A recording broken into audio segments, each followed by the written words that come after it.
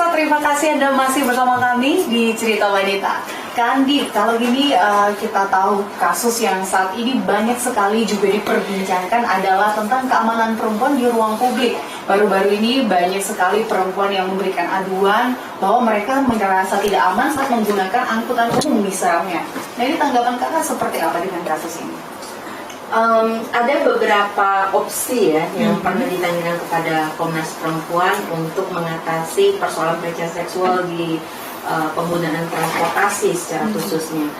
Nah, yang opsi yang pertama menurut kami ini kurang tepat, yaitu untuk memisahkan ruang publik antara laki-laki dan perempuan di transportasi. Kenapa? Karena yang pertama, kebutuhan kita adalah transportasi yang sifatnya masif. Seandainya mereka masing-masing punya mobil, itu juga akan jadi masalah karena macetnya pasti berat banget di Jakarta kan. Tapi kalau untuk transportasi yang sifatnya massal gitu, akan sulit bagi kita hanya untuk membuat kompartementasi gitu, pemisahan ruang publik ini. Kalau sudah ada, kita ambil komentar lain ya, dan ini memang pendapat Komnas Perempuan dari awal. Ada gerbong khusus untuk perempuan. Akibatnya ya perempuan semua diharapkan masuk ke gerbong itu, padahal jumlah perempuan yang harus diangkut kan lebih banyak daripada kapasitas di dalam gerbong tersebut. Nah, kalau dibuat lebih banyak lagi gerbong untuk perempuan, nanti laki-laki nggak terangkut, itu kan jadi masalah juga.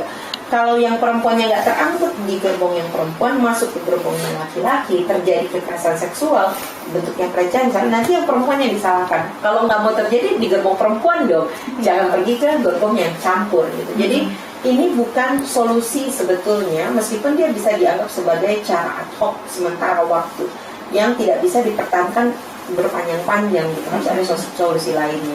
Apalagi untuk media transportasi yang justru waktu tunggunya lama, daya angkutnya kecil gitu.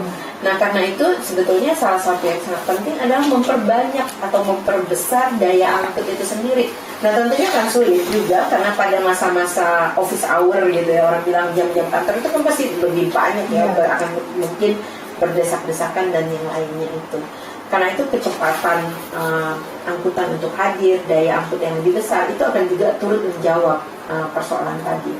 Termasuk juga upaya untuk memberikan edukasi bahwa di ruang manapun sebetulnya semua orang berhak untuk rasa aman, dan kita semua punya andil untuk bisa memastikan bahwa rasa aman itu ada. Nah, kami juga mengamati sekarang ada upaya edukasi dengan memberikan misalnya poster-poster atau pengumuman-pengumuman gitu ya di dalam angkutan itu maupun di tempat-tempat penantiannya. Dan yang juga harus dilakukan adalah memastikan bahwa ada petugas-petugas yang sigap dan tanggap untuk melakukan pencegahan maupun menangani kasus ketika itu dilaporkan. Dan ini tentunya membutuhkan penyiapan dari petugas itu, pendidikannya, pelatihannya, supaya mereka bisa turut serta membantu korban, bukan saja memproses laporannya, tapi pulih dari ketakutan akibat peristiwa yang ia alami. Nah, kelengkapan lain tentunya penting ya. Dulu kami meminta agar misalnya bagian jendelanya itu ya tidak boleh gelap, selalu juga ada apa itu bel keselamatan yang bisa diraih oleh penumpang dengan cepat, dan juga sadar patroli yang lebih sering dari petugas sehingga dia bisa dengan lebih cepat mengontrol. Tentunya teknologi kayak CCTV ataupun hotline itu juga akan sangat membantu dalam upaya kita untuk melakukan pencegahan dan penanganan.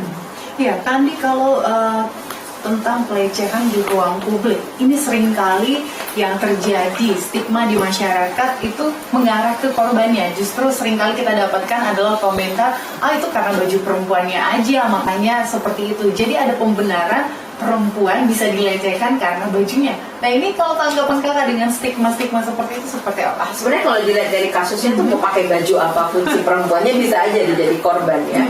Dan sebetulnya juga pada saat yang bersamaan stigma seperti itu tidak akan membantu apapun. Dia cuma meneguhkan si pelaku seolah dia boleh melakukan apa saja, sementara si korbannya akan semakin terpuruk dengan pengalamannya. Nah, yang tadi saya bilang saya sangat senang karena justru sekarang ini kalau saya lihat dari Twitter dan lainnya, kalau ada netizen yang bilang ini bajunya aja, terus langsung ada netizen lain yang marahin ya gitu kan, ya, coba deh kalau kamu sakit. Jadi saya rasa bahwa percakapan serupa ini agak berbeda kalau saya bandingkan dengan 10 tahun yang lalu.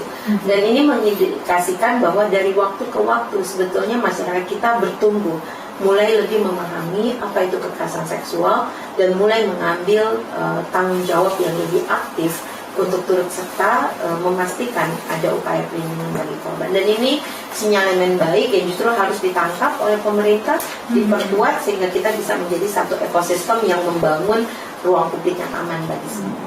Jadi memang untuk saat ini meskipun tinggi tadi kita bahas di awal tentang pelaporan, tentang tindakan seksual, bahwa saat ini sebenarnya dengan angka pelaporan yang tinggi itu menunjukkan bahwa banyak sekali sekarang perempuan yang berani ya Kak, dan sudah mulai aware dengan kasus-kasus seperti ini. Kandi, ini terakhir mungkin dengan banyaknya perempuan yang sedang menonton saat ini, apa yang ingin kalian sampaikan untuk menjadi perempuan yang berani, perempuan yang sukses, ataupun perempuan yang bisa saling menghargai perempuan lainnya? Boleh disampaikan Kak? Pada banyak kesempatan, pengetahuan dan informasi itu menjadi kekuatan. Karena itu saya sungguh berharap rekan-rekan perempuan akan terus senang membaca, melatih diri untuk berpikir kritis, menangkap berbagai informasi yang mungkin aksesnya gampang, tapi saking banyaknya kita kadang-kadang bingung mana yang harus kita baca dulu, dan kemudian membangun pengetahuan yang berbasis pada pengalaman dan juga informasi yang kita peroleh. Pengetahuan itu kekuatan. Baik, dengan upgrade kemampuan dan kita bisa lebih kritis lagi supaya menjadi perempuan yang lebih hebat dan bisa berguna untuk masyarakat tentunya, ya Kak Andi. Baik pemirsa, demikianlah perbincangan saya dengan Kak Andi Yendriani selaku Ketua Komnas Perempuan. Terima kasih Kakak sudah berbincang bersama kami di Cerita Wanita. Sehat sukses selalu. Pemirsa, saya Jesmi Sitanggang, pamit undur diri, sampai jumpa.